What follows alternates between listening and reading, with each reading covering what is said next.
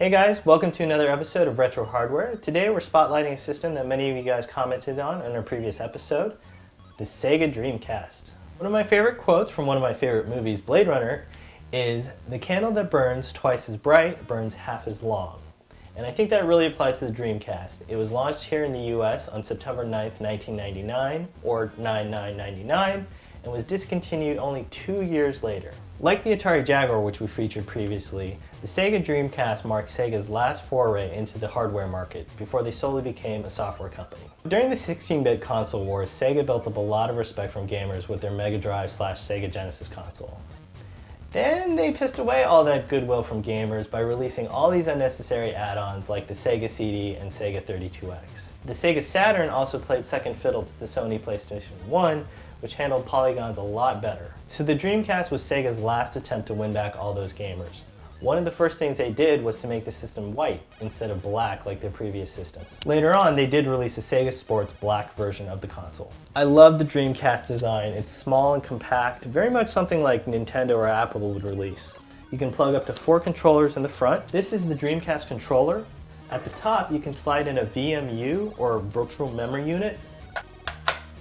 What's cool about these VMUs, it's not your standard memory card. You have an LCD display where you can play mini games on it. Other accessories included a light gun, handy for killing all those zombies in House of the Dead, a keyboard, also handy for killing zombies and typing of the dead, and a mouse. One of the most important accessories to the Dreamcast, and this was where the Dreamcast was very pioneering, was its online modem.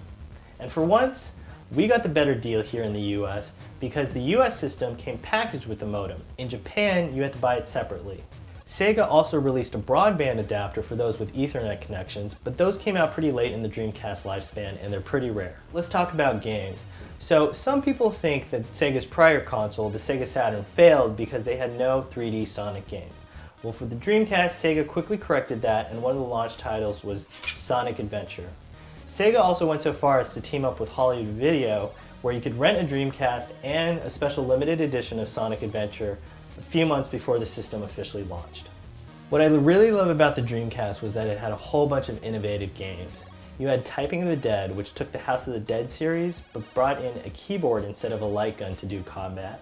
You had Seaman, in which you raised a virtual man-fish hybrid, and had the voice of none other than Leonard Nimoy, aka Mr. Spock to you Trekkies, or William Bell to you French fans. My name is Leonard Nimoy, and I will be your guide. You also had Shenmue, which was an ambitious sandbox-style RPG by Yu Suzuki. You also had Jet Set Radio, which brought the innovative cell shading art style to video games. And lastly, let's not forget about Treasure's Ikaruga, which was the spiritual sequel to Treasure's famous shooter, Radiant Silvergun. If you're a fighting game fan, Dreamcast has you covered with great ports and titles like Soul Calibur, Street Fighter III, Third Strike, Street Fighter Alpha 3, Marvel vs. Capcom 2, Garou, Mark of the Wolves, and Last Blade.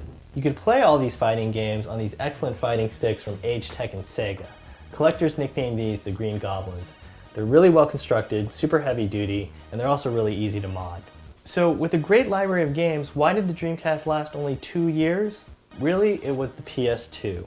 Despite having an early market share, when the PS2 launched, Sega's Dreamcast simply could not keep up. Some say the Dreamcast could have lasted a little bit longer if Sega had included a DVD-ROM drive, but that would have significantly raised its relatively reasonable launch price of $199. What's great for collectors is that the Dreamcast and its games can all be had for relatively cheap.